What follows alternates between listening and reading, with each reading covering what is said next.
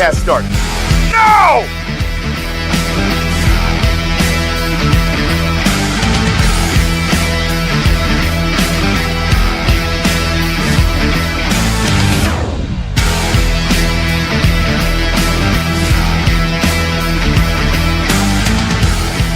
The standard is the standard. We set the standard. That is right. Welcome to the Prime Time Beef Huddle. I'm your host, DJ K DuB Omaha. And to my right here, I got Coach Negron. Coach Negron, welcome, man. It's a little different today. Yeah. You know, we don't have all these extravagance or, sponsors and guests, which we appreciate those people because without them, we can't do what we do. We do want to appreciate our show sponsor for the day. Today is Ace Rent to Own here in Omaha. And of course, just a huge shout out to them. They're a trusted A+ on the Better Business Bureau. I don't know about you when you moved out. I know I moved out at the age of 18. Mm-hmm. And the rent to own was something I had to start with, me and the wife, and it's good for beyond that, right? Like if you gotta get a room together, but you don't have all the funds all at once, Right? You can go get that room together, get what you need, and be able to pay on it as you can and what works best for you. I don't know about Shout out to you. the Saddle Creek store. I moved here and I got my TV and my PlayStation 5 from Ace Rent to Own. They've been great partner. Excited about different things they're doing for us. They've got some surprises coming for us too in the next couple of weeks. I'm not gonna spill the beans, but Ace Rent to Own Surprises? They've got surprises coming. Oh, they're hooking us up, man. As a host, when the hosts don't know about surprises, that's kind of weird. We just Oh, but we're just not gonna tell everybody. okay. Probably. Well, Maybe make sure not. to check them out at acerentown.com, or like he said, there's multiple locations. Ours that started helping us to sponsor us is the one down off of Saddle Creek. Yes. And the best thing to know is, I don't know about you, but we had our first TV. This is back in the day, so this will age me a little bit, and I'm okay with that, right? I'm not young anymore, but it was the big screen, that the first ones that came out, the Sonys. Yeah. That was the big box. Oh, yeah. Way to grip ton. Yeah. We had a washer and a dryer, and we had a fridge. All four of those items was our first purchase from a rent to own. Yes. And they lasted 15 years. That's the stuff that I loved about it. Is it's quality stuff. They have quality brands. Don't be afraid to check them out. But, also we have to give a shout out to our wellness partner of the Omaha 42 Beef. degrees. 42 degrees here in Omaha. Remember to check them out. And the best part is they have a thing that is coming out. It's the 42 degrees big score. Yes. Okay. This is your chance to win. And this goes for anybody that is Omaha Beef or not even Omaha Beef fan. If you've seen this, it's out there, right? Just be a fan. 42 degrees fan. $25K. Enter at any 42 degrees location. Must be 21 plus, or to enter must be a Nebraska, Iowa, Kansas, Missouri, or South Dakota resident. The official wellness partner of the Omaha Beef. Once again, we appreciate Huge shout out. 42 degrees. Check out that chance to do what? Win money. Yes. Man. And then if you look across the way, we've made a lot of announcements this week and this past week on things that we like to support. Of course, we've said we're a part of the community. This one hits a little bit closer to home for me. It's given that opportunity to young kids who maybe just don't have everything that they get for a great value, right? We teamed up with South Omaha Athletics. This is year number 2. And we're bringing, the Omaha Beef Football. It's teaming up with Omaha Beef Football about flag football, 7v7. Yep. They get a practice on where? Our field sometimes. Yep. They get to play where? Our field sometimes, here at the Slaughterhouse. They get games until the end of May. But here's what the kids get. And I want you to, you weren't here when we announced this last year. So I want to see I want you to add this up in your mind and kind of tell me what you're thinking. We got junior beef jersey. Yep. Okay. Official SOA Omaha Beef Football. Let's say that again, a football. So you got a jersey of football. You got a spot in the Omaha Beef training camp, which I know is working. Oh, yeah.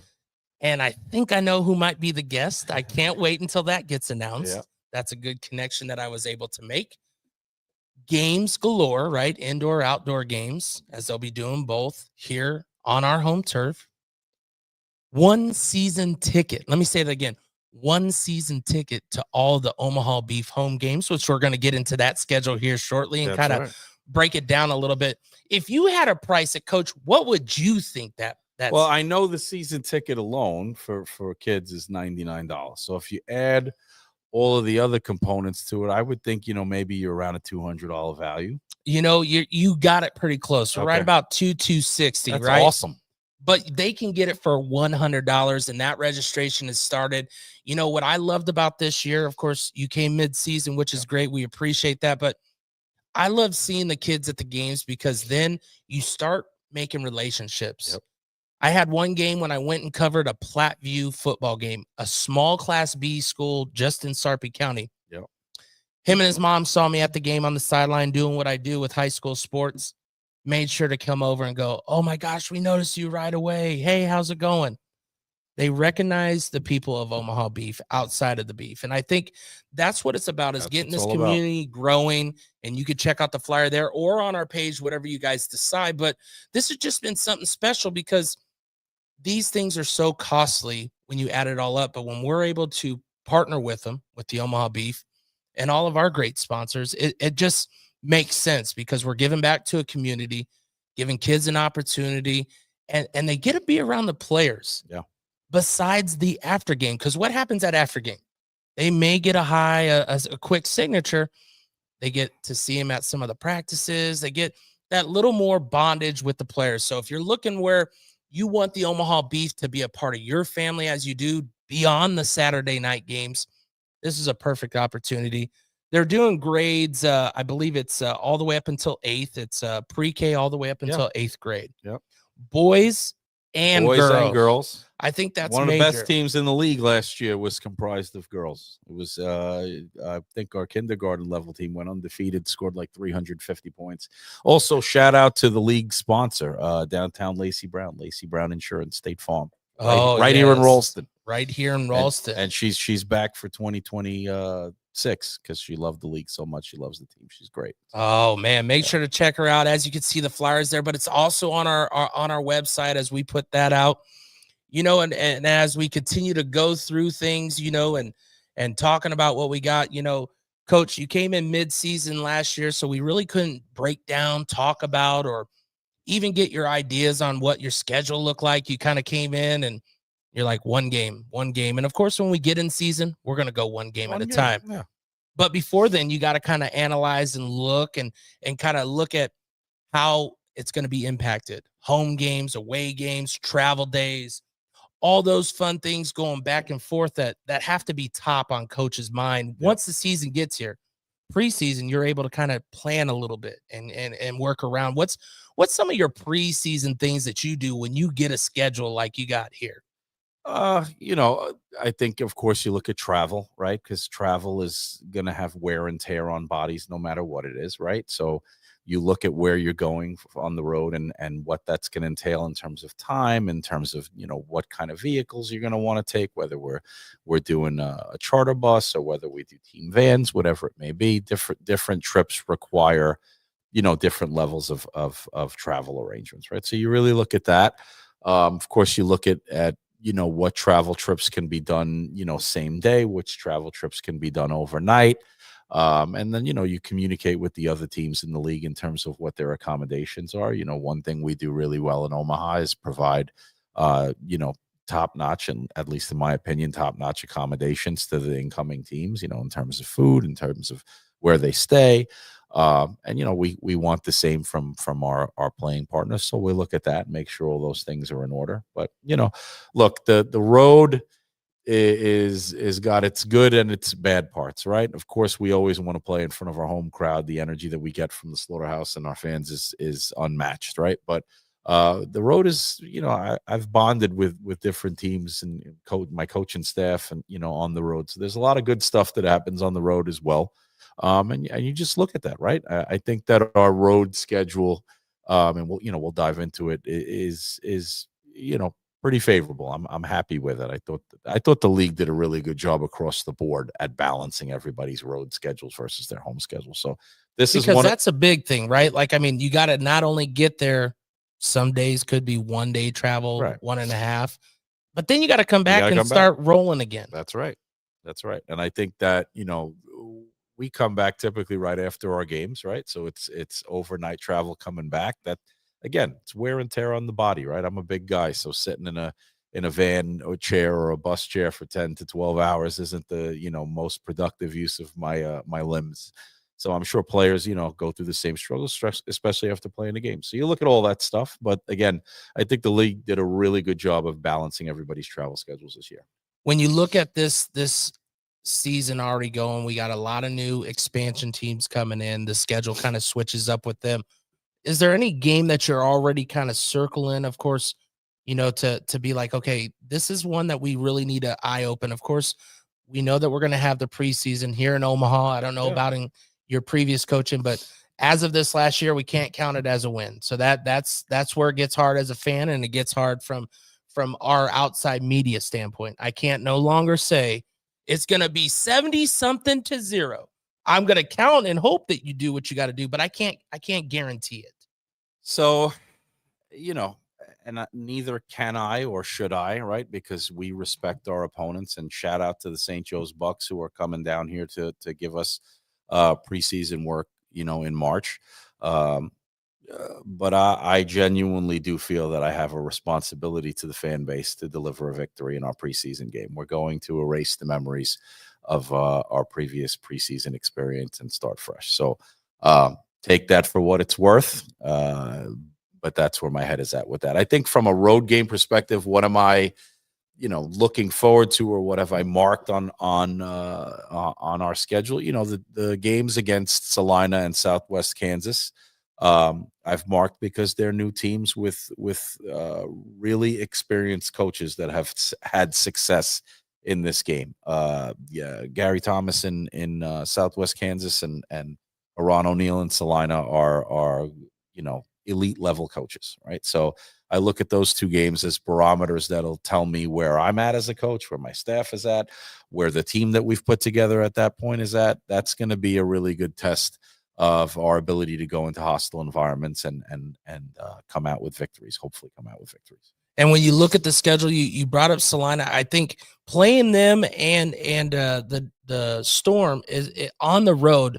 That's also got to add to it, right? You don't know what they did last year as far as their accommodations. You don't know what is the home field for them going to be like.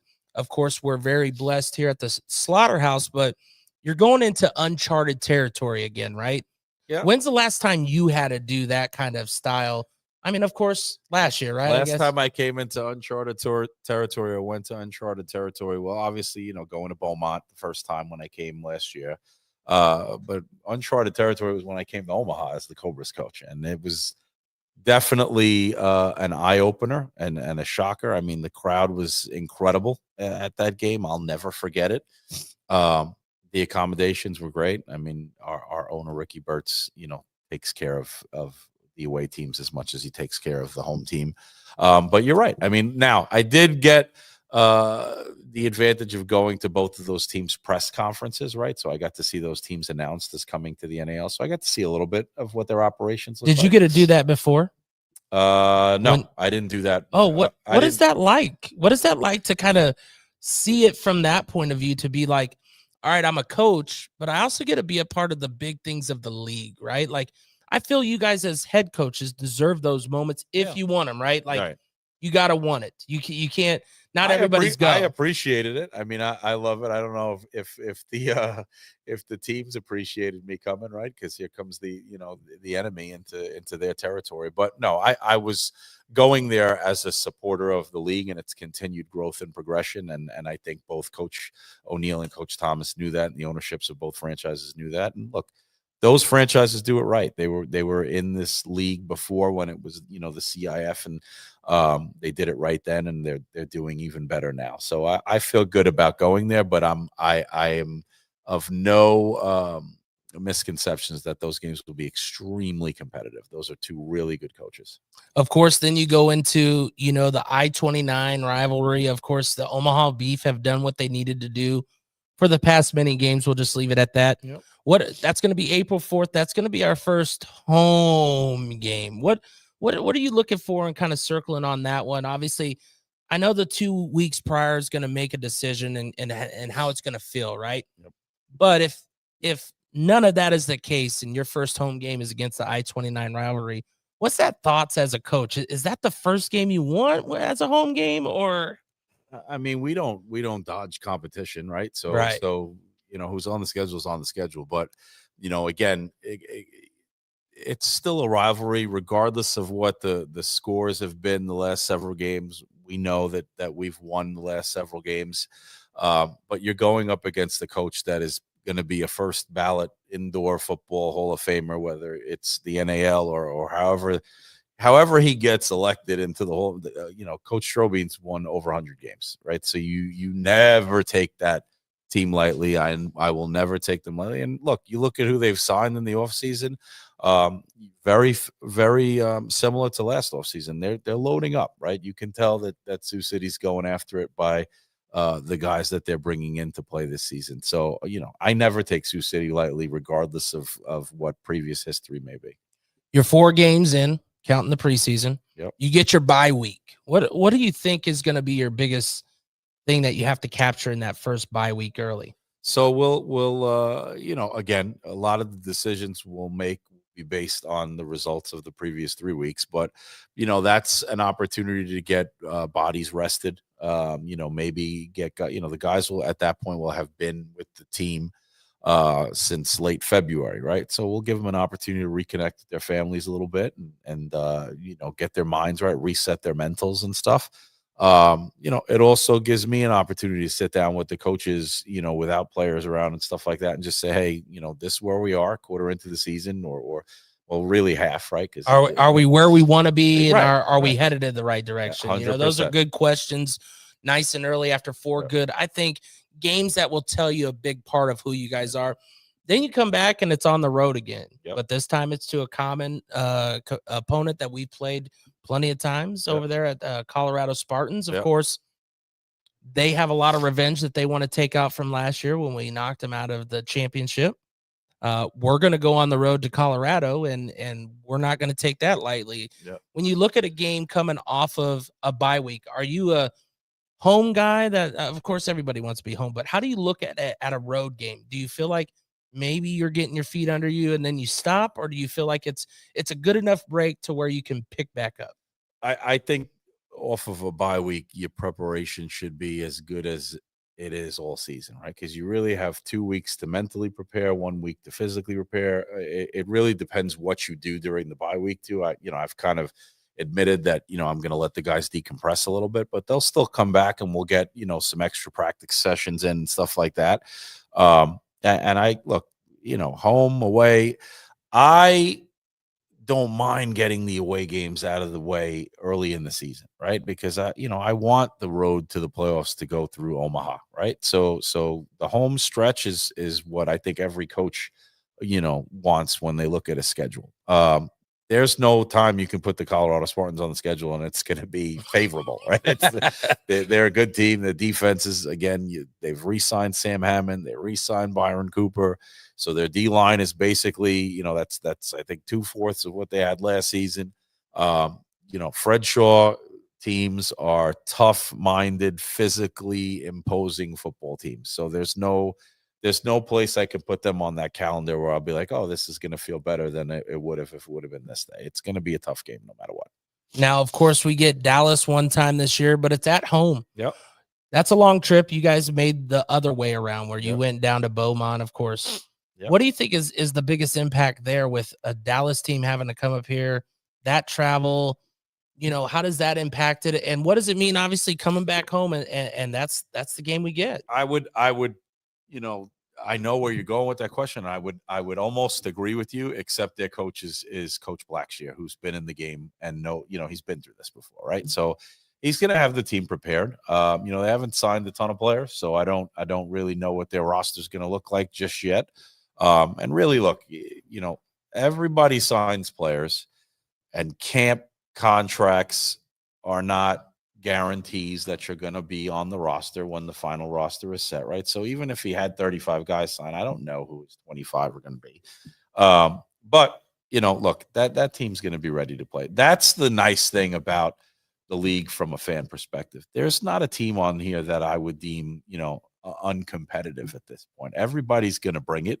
And I'd expect the same thing from Dallas, but let's not get it twisted. They're coming to the slaughterhouse. We're going to welcome them to the league the proper way.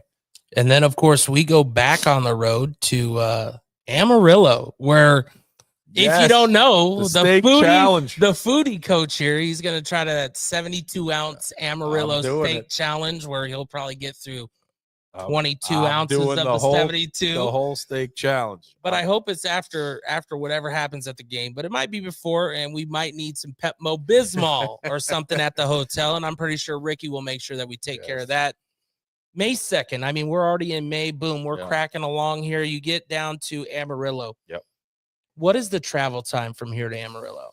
If I was to drive. I feel like it's 12 or 14, maybe 10. Because Ricky and I did that. We did their press conference too, and we drove back from this. Maybe it is about 10 hours. Okay, Amarillo. What's the biggest thing that besides the steak that you're looking in when you go down? The there? Unknown, right? It's there. Yes, the team's been in the league in different formats, and or been in the game, but it's a new franchise again. Rebuilt by that ownership group, and you just don't know who they're going to be, right? So you go into the unknown. That's always dangerous. I mean, the nice thing is, like you said, we're in May. We'll have film on them from other games that they've played, so we'll be ready. From a Beefs fan standpoint, when you look at this schedule, and obviously we got about 3 more games before we get done with it, it's got to be a little disheartening not having back-to-back home games. Sometimes those back-to-back Saturdays make it something worthwhile because, of course, you got back-to-back away games. Yeah. What does that mean for a coach of knowing that you got to travel back-to-back weeks over, you don't get to even stay at home for 2 weeks? Yeah, I mean, it's not great. You don't love it per se, but again, if I can get the road games, front loaded and I'm home, more towards the end of the season, then that's a good thing.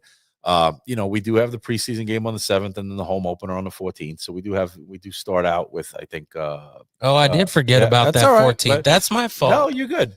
But again, it's front loaded, right? It's at the beginning. What I like about that though is we get to feel good at home, right? And again, no discount to St. Joe's, and certainly no discount to Pueblo, because again, you got Coach Solo and Coach Tay, who are veterans in this indoor game, right? I mean, Coach Solo's a Hall of Famer. As a player. So, we're not taking them lightly either, but it is nice to start the season with, back-to-back home games. Then, of course, when we come back May 9th for the next home game, we have the Rougarou. Yeah. They've made a lot of changes. Oh, yeah. They're looking to progress from what they learned from last year. What do you feel about the new Rougarou look and what they're going for? I first of all, I think, shout out to their owner, Keith Carter, for committing to his state and his city and wanting to rebuild that franchise from, what was a tough expansion year for them. It was tough, right? They had some games canceled and, their arena wasn't always the greatest, stuff like that. I did not get a chance to play them last season because you guys had already played them before I came, and then Carolina wound up canceling their game with them, and I was already out of Carolina. So this will be my first time. Actually, wait a minute. They did come in towards the end of the season. That's right. They paid. Yeah. But this is exactly what I'm talking about some of the things that they went through. The team that they brought here was not the team. No. Right. That is at that point they were just trying to maintain and get to the team finish. Yeah. So, look, I've met Michael Blair at league meetings, their head coach. I think he's being underestimated and is an underrated coach, in the game. I think he'll be ready and prepared. I think that, again, they're committed to doing something great in Louisiana. It's never easy coming and playing Omaha. Now, of course, did you have a rivalry game for Carolina when you were a coach there? Was there any team that was a rivalry for you? You know, probably in previous years before, you know, the merger between CIF and NAL. I mean, our rivalry was, you know, we had rivalries with Columbus. We had rivalries with Jacksonville. You know, I wouldn't say we really had any rivalry. I mean, it's hard. Yeah, we had a rivalry with Omaha. He beat us twice. That's not a rivalry. You know, so you know, I think the rivalries were more coaches. I think there's a perceived rivalry that I supposedly have with Fred Shaw. You know, the world doesn't realize it's a rivalry built on respect. We're not, you know, not like I mean, I hope he likes me. I don't know. Well, I mean, on the field is on the field, right? Yeah. Off the field, it's off the field. Different thing, right? Yeah. But so no, I mean, I shouldn't say we didn't have a rivalry. They just ended because teams went to different leagues, right? So of course we're gonna go on the road to the Bandits, which you got to do last year. What did you think of your first I-29 rivalry on the road? I thought it was pretty good. We won 55-24. I liked it. Let's go again. No, I mean, look, I have a ton of respect for that rivalry. I mean, I think if you look at the overall records of the two teams over like all history, I think Omaha's up by like 2 games, right? Yeah. So, you know, it's a lot. It's intense, man. It doesn't matter what the records are. Like you don't even think about it, right? No. You just go in and you know, they know we're going to bring it. We know they're going to bring it. And it's just, you know, where are we going to end up on the end? But, you know, look, last year, you know, we won. That was my first home victory. That was my first away game for the Beef. Yeah. That was awesome. So that was my first victory when they came here as coach of the team, and then going on the road. You know, we played really well that game. I mean, we were, you know, pretty much mistake free, which was Tobias. Ticket to Tobias had a great game. Dude, he had a monster game. Dev had a great game too. Yes, he did. Yeah. You come back and we're on the last game of the year. We got the Colorado Spartans. It could end up just like last year, where this could be the make or break playoff. Only difference is it's here this year, and I think last year we had the season there, right? Are we? Right? No, we had it here, right? No. The playoff was here, but our last regular season game. Oh was in Colorado. Was in Colorado, then came back here. So, you know, again, I just told you, you know, Fred's gonna bring it, man. His teams are always physical, man. I'll even admit it. One time in 24, I took Carolina to Colorado. And that team just physically thumped us for 4 quarters. It was just a physical beating. So I know that his team's going to be ready, and most likely we're going to be competing for playoff positioning at that point. So I only imagine what that game's going to be like. Well, we greatly appreciate, of course, as you can see the schedule, make sure to get those season tickets, as those are available at beeffootball.com. But, you know, we got some fans. I wonder if there's any comments about the schedule. If you guys have, you know, we have David Peterson, you know, talked about the Salina trip, big game, you know. Make sure you come, David. We have it's Rose. Not that far, 2.5 hours. Rose Wagner, you know, Go Beef, ready to be at the slot to slaughter them. Can't wait. Ricky, thank you very much for bringing up Pueblo. I'm sorry, I was looking at the thing and I knew I forgot something, but of course the first home game, you know, and man, what's up, DC? How are you? That's right. DC's watching, and any of those. If there's a game that means something to you, don't be afraid to put it in the chat. But you know, Jordan Freeman, you know, I had to give him a shout out, you know, as he texts me. King's Fast Oil. That's right, King's Fast Oil. But we're gonna get into a little bit of the preseason signings, free agencies. But first, we're going to hit into this commercial. Ace Rent to Own. 4 ways to save. 1, cash sales with our best price guarantee. 2, up to 12 months, no interest. 3, short-term leasing. And 4, our best rent to own, low weekly rate. Ace Rent to Own, where we make friends. It's pretty simple. We change oil. As a single parent, you know, I come here because I trust them with my car care needs. It's been very good, very fast. I've never had to wait. They've never tried to upsell me, but at the same time, they have always given me options. It's great customer service, very friendly staff, and it's really fast and easy to get in and out. Stop by King's Fast Oil today. We change oil with a smile. I love these guys. Speaking of King's Oil right there, a little shout out. We appreciate that. I want to know if Jordan changes oils, because he is the most clean cut guy I've ever seen. Hey, when they're fast, Yeah. they're quick. They ain't making no Yeah, mess. I mean, it's true. They Shout keep out it to right. King's Fast Oil. And of Great, course, great partner. he texted me something about his lawn already today. We got to do That's it right. tomorrow. That's So he's been a great customer of mine for my lawn company, K&K Family Lawn Service. I appreciate you, Jordan. Also checking out this show. Coach, free agency started. You got a lot of signings. You got a lot of things going on. You got the right people, that you're hoping to bring in, but you got to watch the free agency outside of here. What's some of the things that you're noticing across the league that's keeping your eye on some of maybe your possibilities of people you wanted, didn't want, or okay, these are moves that we got to look at? I've got the guys I wanted, right? So there aren't guys at any other franchise and that's no disrespect to the other franchises and those guys, but we have the guys we want, just like the other franchises have the guys they want. I just look at commitment, right? So I always look at a team's commitment to winning. And you can usually tell that by, the moves that they make. And, like I said, Sioux City last year, in my opinion, won free agency, right? I see the roster they're building now, and it looks like they're going all in again, right? Now, ultimately, you got to play the games, but, athletes have made names for themselves across, the different leagues. And I think Sioux City's roster is great. I know Colorado's roster is going to be great.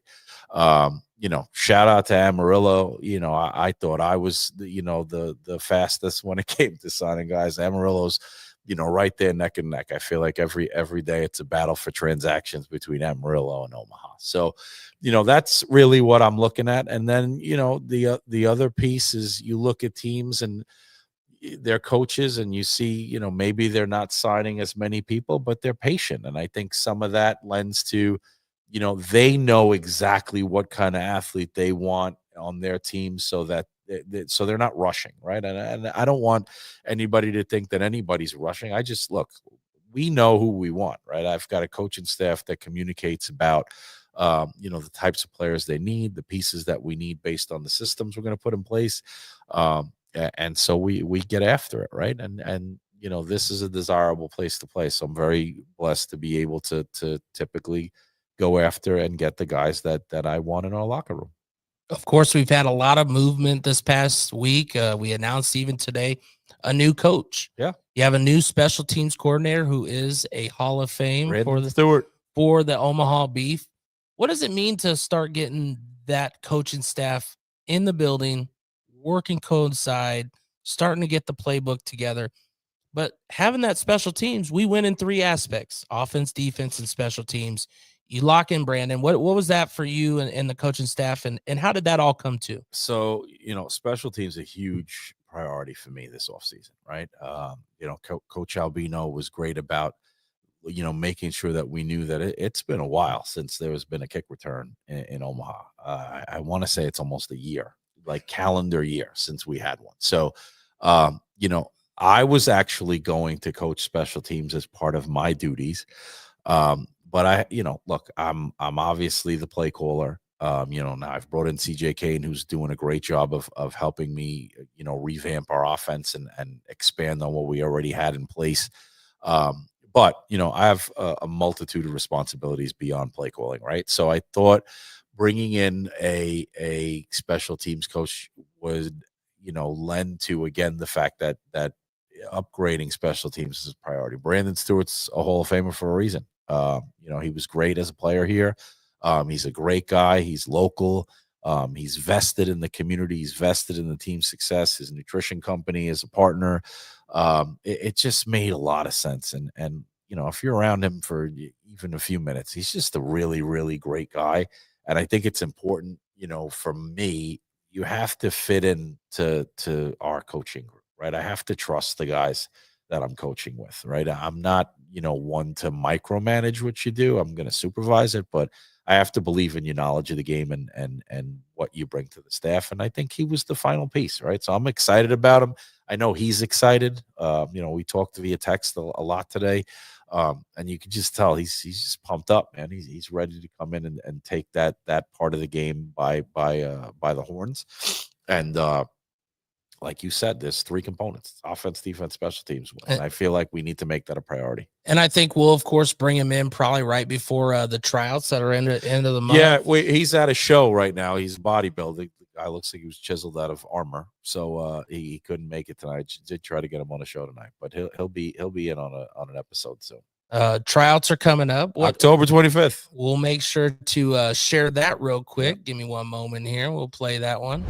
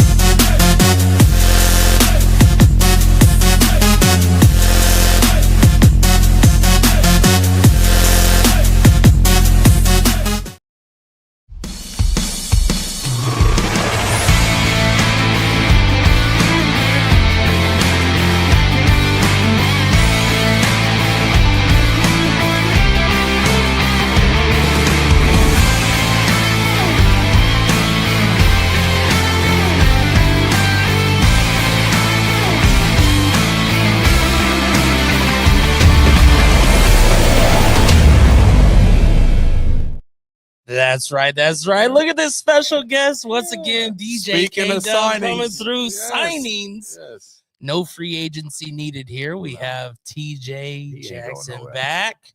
Welcome back. Happy to be back. Here, we'll help you. You're good. Scoot up there. You're good. Man, so Coach had no idea. No idea. I was got me again. I'm 2 for 2. I brought in Rudy, which you go with Rudy. Yeah. And I was like, we couldn't get a couple other defensive players, and we're going to talk about tryouts. We're going to talk about free agency. TJ, of course, you've already signed with us. What do you know about the free agency when it comes to like the NAL? What's some things that you know are important? And I bring this up because we know there are players that might watch or not watch, or sometimes they miss the important messages about free agencies, like when you go to other teams, when you talk to other people, because that can make or break what you currently have here in Omaha. Right. So what I would say about free agency period pertaining to the NAL, I would say like just make sure you're on the same page with your coach. Like make sure that they take up both ends of what they're talking about with what's going on. That's what I would say about NAL. The NAL contracts. I would also say that don't be too fast signing, because a lot of people just expect just because they signed, they already made the team, and that's not that. Like once you sign, now it's time to get prepared for camp. Once you prepare for camp, you got to make the team. Got to make a roster. What, 22 on the roster? 25. 25? Yep. Yeah, 25, but 21 active. Yeah, 21 active. So you're competing every week for it. And you're, of course, one of the fan favorites. So we of course, know that there's going to be some comments here when we open that up here after we get to talking with you. But, of course, Coach, you, of course, deal with the free agency and you deal with players that decide and have opportunities, because that is what we've talked about multiple times. Omaha Beef is not to hold you hostage. Nope. It is to provide you an opportunity to possibly get looked at by other leagues and other teams, but you got to do it right. Right. And it's like anything. It's not just teaching you about the Omaha Beef and football. It's teaching you about a job. This is a responsibility. You can go elsewhere. But if you talk the right way and you talk to your coaches and you start doing the right things, there's always an opportunity to come back, just like we brought Rudy back. Yep. How important is that to free agency for these players to understand, Coach, what is the right way and what is some things that maybe they just have outside sources telling them?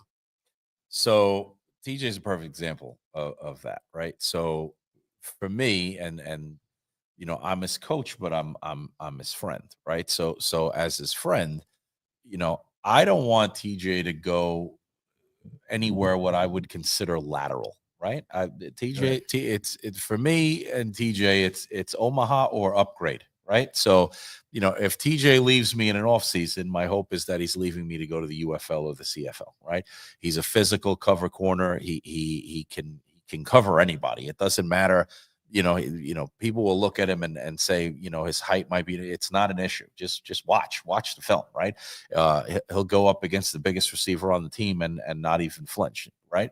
So for me, when I look at a guy like TJ, and I just look at the landscape of indoor football in general, look, every league has an ego, right? Every league thinks they're better than the other leagues, but the bottom line is that for the most part, we're the same. Right, the IFL, AF1, and NAL should all have the same vision, the same motive, which is A, whatever team you're with, you want to win a championship, but B, in winning that championship, you then want to elevate players, right? That's why I'll give kudos to Albany and AF1. They won a championship, went undefeated. I think they sent 5 or 6 guys to the UFL in the offseason. That's the model that we all want to create, right? So for a guy like TJ, to me, when I'm talking to it's why sign here or re-sign here? Well, this is home, right? He's beloved here. He lives here. He has, his family here. He's got a spouse here. He's got a job here. All that stuff. If he's going to leave that, then I want him to leave to elevate, right? I want him to leave to go to the UFL, get bigger paychecks. I want him to leave to go to the CFL, get bigger paychecks, bigger exposure, play outside.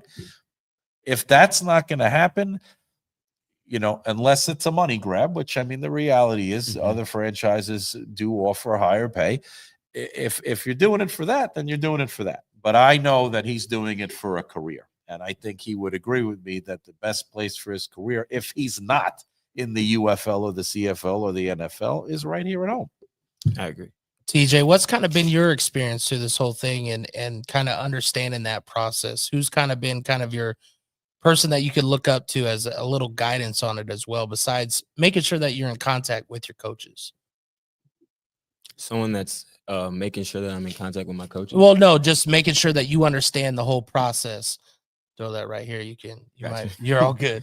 That way you can understand the whole process that is that process that coach is talking about. You got to have people that are smart about it and not just like, just jump, go get it.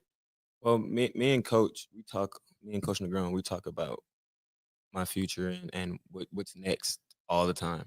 Like, I always call him on the phone. We chop it up about what we're looking towards and what we want in the future. So I can say Coach Negron helps me. And then what has been your biggest learning factor on the whole process and understanding where you sit in that process?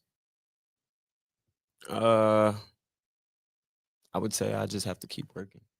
Like, I have to keep proving myself every day that I can go up and continue to do the job. He got hurt at the end of last season. That that always impedes on your film, even if it's 1 or 2 games. I look. He's, I think, the 3rd or 4th guy that I signed with free agency sorted. I think that tells you all I need to tell you about what I think of Terrence Jackson Jr., right? But he's right. What we talk about more than even what I know he'll contribute. I don't have to really get in details about what he's going to contribute here. I know what that's going to be like, right? What we talk about is next steps, right? I don't want him to be on the Omaha Beef for 5 years. While that would be available if he had no other option, TJ has other options. We just got to get him in front of the right people so that happens. And that's a win for me. Look, if TJ, contributes to this team winning a ring in 2026, and on the way to handing me that ring, he goes to the UFL, you want to talk about a win for me, right? That's what I want. Those are the stories that people remember. And that's why people will continue to come back. TJ, of course, you've been with the team. Is this year 4 coming up? Year 3. Year 3. Year 3. So you started with me? Dang, let's go. Let's go. Why Omaha? And how did you even get connected with Omaha that you remember? I got connected with Omaha through Coach Kaiser. Coach Kaiser hit me up. But I choose Omaha because of the mentality that Omaha brings to the field. It's different. The crowd, it's different from anywhere else. And I like to win. I like to be in the organization that wins. So there it is. Congratulations to Coach Kaiser, recently promoted to head coach in Tucson since he got brought up. We'll shout him out. Always. So, of course, you come to Omaha. What was kind of your first thing you remember when you first stepped on that turf for the Omaha Beef? It wasn't orange at the time. It was. It was? Yeah, it was. Yeah, we did start with that last year. Man, my memory's bad. You start with the orange. The first year, yeah. What was your first thought coming onto that orange field? Oh, it was nice. I never been on the field like that, and to have a crowd, like it felt like almost college again, like a rivalry college game. That's what the crowd feels like. They go crazy in the slaughterhouse. Because when you look at your college career and your high school career, what's the biggest fan base that you felt you were played in front of? Slaughterhouse. Slaughterhouse. See, and that's eye opening, right? And it's something different, gives you a little bit more. Of course, you go on the road and you see these other facilities and you see how things are ran. Does that not just add to the cake of why you choose Omaha when you look at just the atmosphere, right? Especially talking to other players that's on other teams. They talk about how like some teams like don't treat them all the way, the right way. We're taken care of here at Omaha. So that's another reason why. Now, of course, you've like he said, you got a significant other here, and you're starting to build a family style around you with people that you can feel as family, whether it is your teammates and fans. How's that kind of been for you to make you feel like this could be a place, as long as you want to be here, you could be here? Everybody I've come into contact with here, they make me feel like family, and that's an easy transition. Of course, work. What is it that, a lot of people don't understand? Players have to continue beyond the sport. What is TJ's work outside of here? What keeps you going? The gym every day. I'm in the gym every morning. Build before I go to work, I'd say like 1 p.m. So that's every day. It's the work ethic. You gotta work to be better. And then do you kind of work out with any of the other teammates, do stuff like that? What do you do kind of on the off season to kind of keep you in motion? I've been to the field a couple of times with Ponce de Leon. I've been there. He's my workout partner on the field a lot. So. Oh, see, and that adds addition. You got two DBs that like to work out together. Now, when you look at the community, of course, you've been involved in a lot of the community events. What does that mean for you? Like you said, this is starting to become home. What are some of the events that you've kind of enjoyed partaking in it and being able to be a part of the Omaha Beef Nation out there?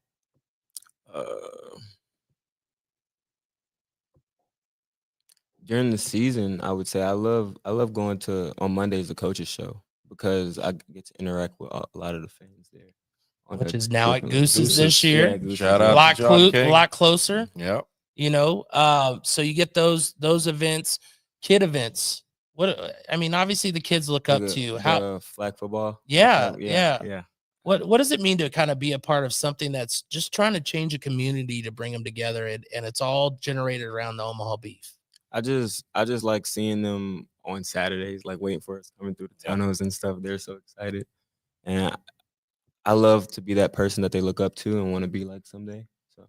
And then, of course, you get to see them on game days. How many times do they try to make sure that they talk to you, if they talk to you on 100 times, 1,000 times, a million times if they could?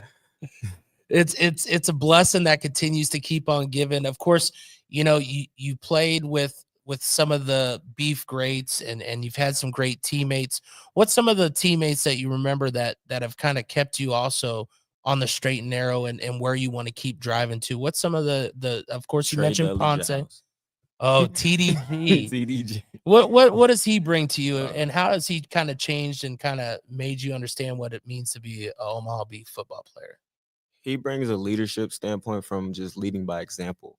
Like he's a quiet person on the field, but just by the plays he make, or like just the little things he tell us like off the field, he's one of those. Now, last year, we've asked Moose and we've talked to other players about last year. You, of course, had a big change mid-season.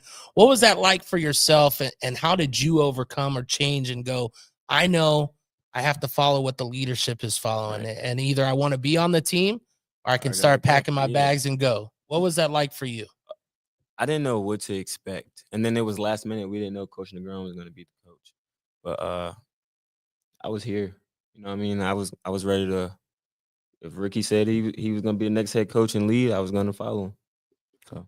You brought up Ricky. How impactful has Ricky been to see that ownership team just be as strong as it is? Because without a strong ownership, do we really get what the excitement that we get? I mean, you see the show. Ricky does a lot. That's the owner in indoor sports, period.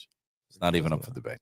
Yeah. You see how it goes. I mean, our show is not something that you could just make up or have just go off the cuff? It's got a lineup. It's got a. He runs a tight schedule. He does. He does. Don't mess up that He schedule. does. What should the fans know about TJ outside of football? What's kind of your passions? What's some of your drive besides football? I love to help others. So like what I do for my work, and it sometimes doesn't even feel like work. I train kids at Explosive Edge. Have you ever heard of Okay. that? Yeah. Yes. Yeah, I'm one of the strength and conditioning coaches over there. So and I really enjoy that. You know, Coach, when you have someone that not only just is good with giving back to kids, but giving back at a very high rate with Explosive Edge. I know a lot of athletes that have came out of there with results, and you see that they understand the results, right? It's different when you could go, hey, I could go run a 40 in this time. Right. Okay. But understanding how you can get that 40 just a tad better, understanding what the right weights that you can do, it's got to be very impactful, even for you, Coach, to get players around him to understand, hey, you got questions, he's got answers. Yeah. And do they have a sundial at Explosive Edge so they could track my 40 or It's all laser. Don't worry, Coach. No, look, he's there's a certain, and TJ knows this because he's gotten to know me now. There's just a certain type of athlete that I accept around me, right? Yes, winning is at the top of the list, but there's a way I'm going to win, right? And there's a certain type of athlete that's going to be in my locker room. He epitomizes that. He's great. What I'd like him to do is let's assume that some higher level coaches, some higher level scouts, GMs are watching this show right now. What do they get if they decide to call me and I'm to tell them about Terrence Jackson? What are they getting if they take you in the UFL or the CFL? What do you want them to know? I want them to know they're getting a dog. Like I'm willing to do anything, special teams, all of it. So you're getting the most. He's going to ask you to play receiver too, just so you know. Be prepared. He's going to ask. Definitely will. Travis Hunter, I'm doing both sides. Give me the ball. Give me the opportunity.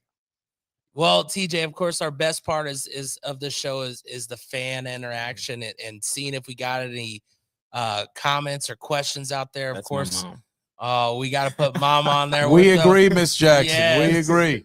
No, sorry, Miss Jackson on this one. No, thank you, Miss Jackson. That's right. It's a different Skills, version. The juice. Yes. Of course, you got a true leader is what one of Shout our out fans. to Alicia Strange, one of our business development team members. That's right. Jennifer Davis says, I wish there was something for the high school kid. I wish there was something for the high school kids. Okay. Let's see here. Talking about the love of the junior beef.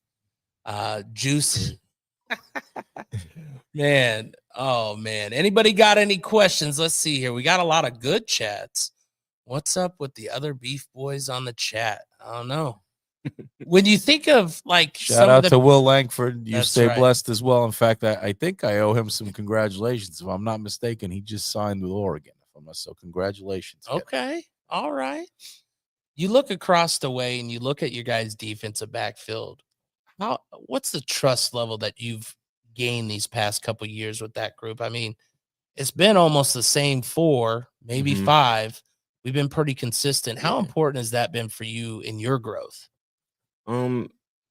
It's them it's me letting them know that they can trust me. Like if I say I'm going to do something or I'm going to be here or I'm going to help them out on this play, they know that I'm going to be there. You know what I mean? So it's showing them and proving to them each and every time that I say what I'm going to do. You know what I'm saying? So. Well, and I think that's impactful even off the field, like because there's expectations, right? When it comes to sponsors and when it comes to events. I mean, whether it is going out, I mean, I know we've had you at the last year Texas Roadhouse, leading the way, be not afraid to go out, sing to the fans their happy birthday song.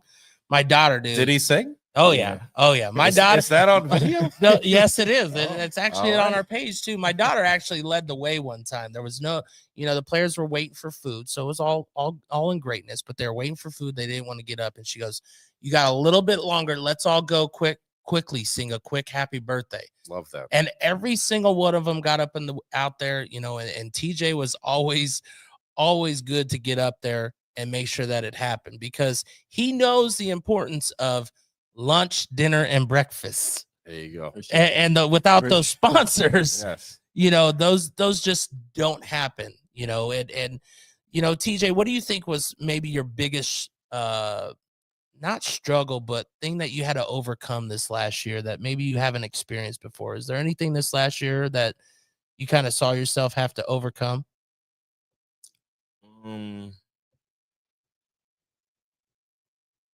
Besides the late season injury, because I don't remember. I don't want to that would speak be on his it. behalf, but you know what I like about TJ, he may not like that I'm saying, but I like, you know, he took being hurt at the championship game really hard, like, and it's because he wanted to help us, right? And you know, he was on the cusp where, you know, maybe he could have played, you know, you know.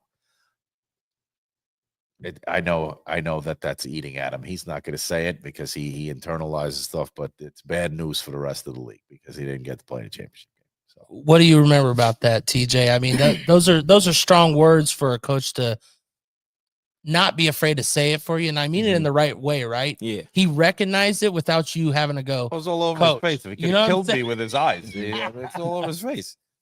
What was that like for you? And now you're able to redeem it, right? You're able to come back. That's something I never experienced. I never experienced like, no, you can't play. You know what I mean? So like when who was it? I think it was Ricky. Ricky came, got me out of the locker room and said that y'all wanted to speak to me. The minute he came and got me and I saw him, he was coming for me. I'm like, oh, I know what it is. I already know what it is. And then when I walked in the room, all y'all faces was down. I'm like, yeah. I can't tell you how hard that is. Look, I've been coaching Just for a get it long ready. time, right? There's nothing hard. There's the two hardest conversations are sending somebody home, cutting them, and telling somebody that's been, you know, especially he'd been with us the whole season. He's Omaha Beef through and through. To have to look a player in the eye and say you can't help me in a championship game, it's not fun. It's not a fun conversation.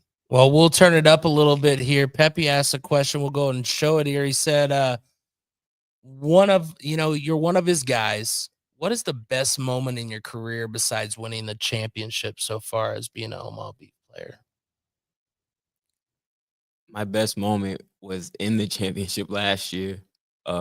Stopping Sioux City on that 2-point conversion when they tried to go for it for 2 points. That was my best moment. And then if you look across the way, and of course you got to play with QB1 Tommy, and you got to build that relationship. Yeah. What does it mean to see someone at his level show by example, along with you have it on both sides, right? That's how important it is to see it on both sides. You already talked about Ponce, you talked about TDG, how important they show it by example. Seeing it on that other side and knowing that you're able to talk to him if that's what you got to do. How important was that for you? Not trying to like fanboy or anything, but like Tommy is one of those guys when he was playing at Nebraska, because he's like much older than me. So when I was in New Orleans, I used to just watch on YouTube college players highlights. And he's one of those people that I came across like just watching his highlights one day.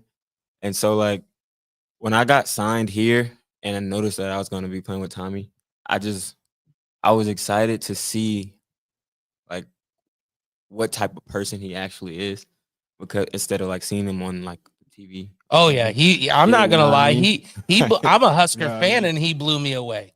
So You know, it's those things.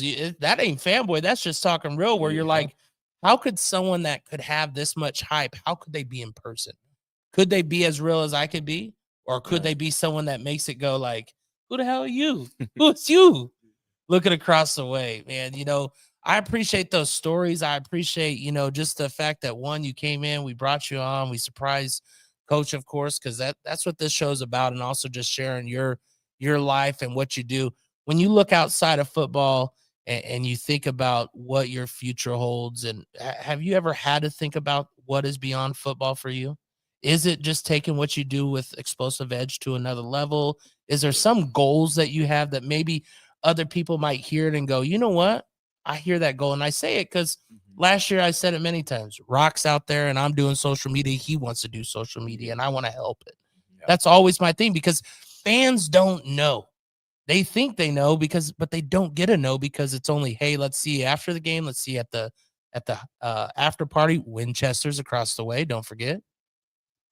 I would say I think I found a passion with like coaching and helping kids get better. I like seeing kids, me teaching kids, and like they're starting to finally get it and understand what's going on. So I think I could see myself doing that for a very long time, like just training kids, and not necessarily as like a coach, like a football coach, but a trainer, just an off-season trainer, or like in the weight room. I Man, could see myself. Coach, I have to tell you, man, we've talked to a couple of your players, and a lot of them have that same passion that you had when you were younger, when it was getting into the coaching world, right? Yep. You knew when your time was. Yes. As you stated, Yes. your 40 is done by a sundial. Yep. But you knew when your time was, and you knew when you could give back to the sport. What does it mean to know that you have athletes that are there that you're working with that are also probably taking more notes of you than you think of in the aspect of coaching and how to deal with situations? Because as a head coach, those can get forgotten when you're going at the pace of a season. Yeah.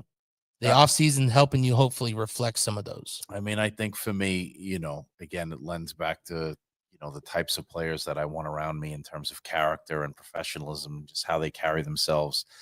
I want them to have goals outside of the game because, man, football goes quick. The game leaves you faster than you anticipate, right? So you got to have secondary goals. But I think for guys like TJ and some of the younger guys on the team, I also don't want them to shut down the dream too quickly, right? Keep going, right? I'm lucky that I can provide a vehicle where they can continue to showcase their talents. They can continue to fight for their dreams. This is not the conventional way to do it. I expect them to hold me accountable to make sure that vehicle is, like he said, winning, right? Because teams at other leagues, at other levels, don't look at 2-8 teams, right? They look at the teams that are consistently winning. What are these guys putting on the field? What do these players' fundamentals look like? What do their metrics look like? They don't, all due respect to the Detroit Lions and the Cleveland Browns of the years when they were going 0-16 and stuff, but those aren't the teams that they looked at. Right now, you look at the Detroit Lions and you look at Dan Campbell and Ben Johnson and the athletes on those teams, and that's who you want to imitate, right? So I think it's the same thing for us. Is I have to provide a vehicle that people want to take the players that we have and plug and play them into their systems, which are also winning systems, right? So I love that. And then, look, if the guys take, I think there are certain things I would want the guys to take from me and certain things I wouldn't. I don't think there's a player on this team that could ever say I don't care about them. Now, my delivery isn't always, embraced. Because I don't tolerate any nonsense, so I won't give you any nonsense. But loving the players and treating them with respect and holding them accountable to being professional and holding them accountable to working in the off season, that's my responsibility because they've put their careers in my hands. And if they take that from me to their coaching levels, when they do that, then I've done my job. TJ, we'll get you out of here on this. When you look at your opportunities, what all have you had outside of college or have you had besides the beef? I say this because there has been some people that have had opportunities to at least go try out for the UFL and stuff like that. What's been your opportunities so far? So I've had workouts with the New Orleans Saints fresh out of college. And then I had a workout with the Chargers fresh out of college. But after that, I think I would say like that spring, that's when the UFL, it was XFL at that time. Yep. I went to one of the showcases and I think I had some good times there. But then after that, I didn't get anything else after that. What was some of the things that you learned from those type of programs and how those things work? Because some people don't understand. It takes a lot of guts to put yourself out there at the highest level and then to continue to know that this is where it's kind of like the D1 all the way up to or all the way down to JUCO. Mhm. You got to find where you can build and grow and continue. There's plenty of players that get to JUCO that make it all the way to D1 and vice versa. There's some that start out at D1, they're sitting the bench, they're not doing jack squat, and they find their way to a JUCO because they just want to play. The only thing I could really say towards that is like, you can always go forward. You know what I mean? Like Yeah. you can always like, it's always another level you have to reach. You know what I mean? So like, I would just keep your head down and keep pushing. Well, once again, I greatly appreciate you coming out. Good old coach over there getting all sick on us. Yeah. Sorry about that, Beef Nation. But once again, this is Prime Time Beef Huddle. We appreciate you for joining the huddle, sharing some messages with Coach and with TJ. And again, Coach Negron, TJ Jackson. I'm DJ K DuB Omaha. We will see you on the next show. I believe it's going to be in 2 weeks, right before the tryouts. Yes. Make sure if you're going to those tryouts, you're coming out ready. And don't forget, November is also for the Prime Dancers tryouts. And I believe that same weekend that we have tryouts is their prep class. Yep. So make sure that you guys are looking at our websites. There's plenty of information out there. We appreciate. Hey, one thing I want to say to DJ. So Goose's Bar and Grill, October 15th. So we don't have a show October 16th, which is the Thursday, but the Wednesday before, they're having a wing contest. They want to invite some of the guys to go out there and have a wing eating contest, right? So let's do it. October 15th, Goose's Bar next and Grill. Wednesday. This is why we're not doing the show on Thursday, because we're sleeping Thursday because we're eating all the wings on Wednesday, right? So Goose's Bar and Grill, October 15th. Pay attention to their Facebook page. Their social media team is great about posting times and stuff. Look out for that. And then November 4th, they're going to do a game night also with the guys and stuff, which is just little things that we'll have an opportunity to do in the community with some of the local guys over at our venue for the 2026 Coaches Show. So you know what I like about it? Everybody always goes, how can we see the players? How can we get with the coaches? This is how. Yeah. Constantly be on the lookout. That's why we are doing what we're doing with the podcast in this off season, to make sure that you're in the know and you want to be a part of it. We want you to be a part of it. So next opportunity to see us next Wednesday, October 15th, Gooses. We'll see you, Omaha Beef. Beef.